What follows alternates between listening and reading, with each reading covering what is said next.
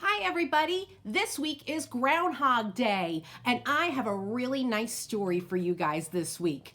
It is called Gregory's Shadow, and this book is written by Don Freeman. He is a classic author. He wrote the book Corduroy, if you know that story, one of my all-time favorites. So this book is all about a groundhog named Gregory. And if we know the story about Groundhog Day, right, the whole point is that a groundhog comes out of his burrow, and if he sees his shadow, that tells us that we're going to have a long winter. If he does not see his shadow, then that tells us that spring is just around the corner.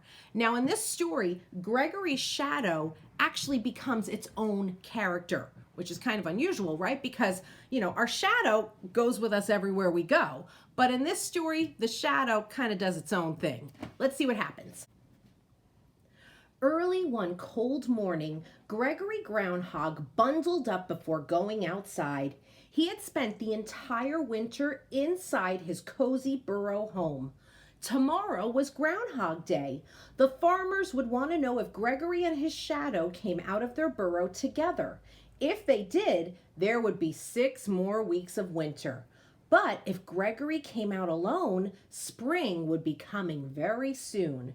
"Come, Shadow," Gregory said to his friend. "I can't wait until tomorrow. I'm hungry. Let's go dig up something to eat."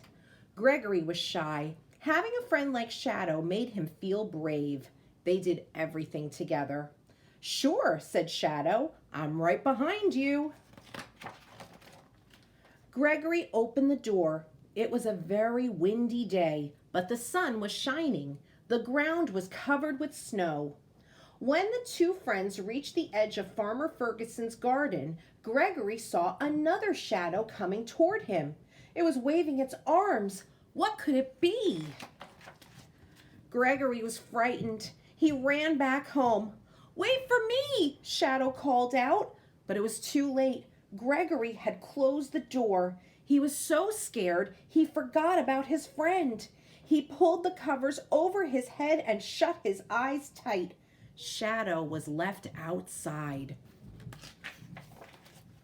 Shadow was alone.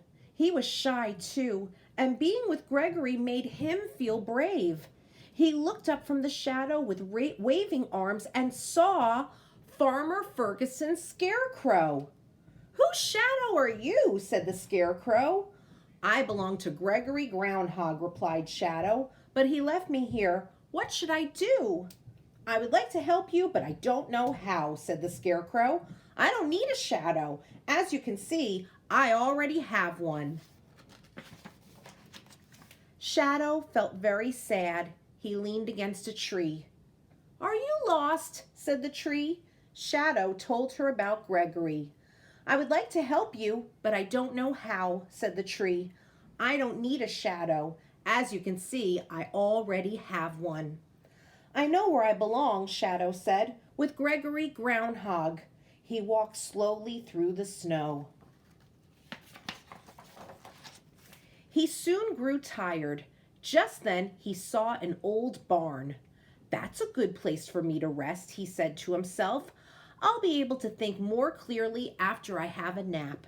Shadow climbed into the dark, cozy hayloft and fell asleep. Meanwhile, Gregory Groundhog had realized Shadow was missing and he was hunting for his friend. "Maybe he's under the bed," he thought, but all he saw was the straw mattress he had put there last fall. "Maybe Shadow is lost," he said. "He must be scared. I will go find him." Gregory spent all day searching through the falling snow and didn't even think about how scared he was. He only thought about finding Shadow. When it began to snow harder, Gregory ran into the barn. It was very dark inside. Bang! The barn door blew shut behind him. Up in the hayloft, Shadow opened his eyes. He looked down and saw his dear old friend Gregory. Gregory looked up.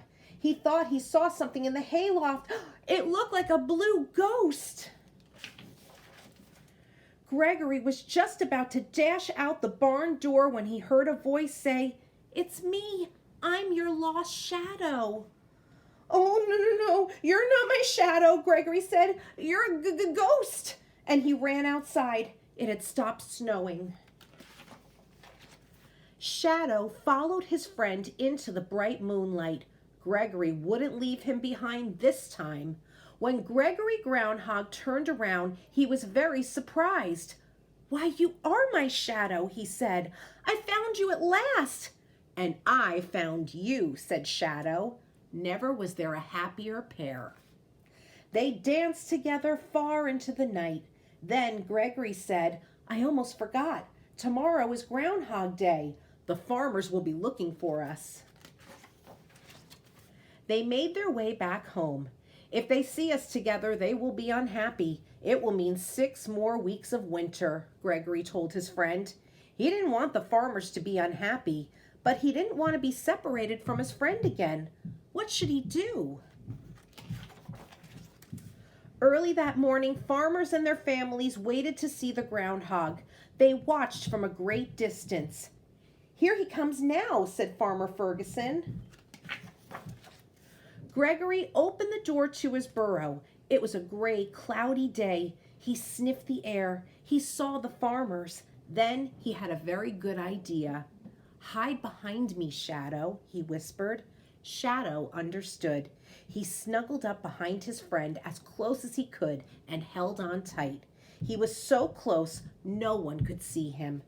Hooray! The groundhog is staying outside without his shadow, the farmers cheered. Spring will be here soon. Our hard winter is over. Farmer Ferguson gave Gregory some delicious vegetables that he had kept in his root cellar to thank him for the good news. And oh, what a feast Gregory had. Ever since then, Gregory Groundhog waits until the 2nd of February to open his door. He and Shadow stay very close to each other all the time, and they are always very brave. All right, friends, so that was Gregory Shadow.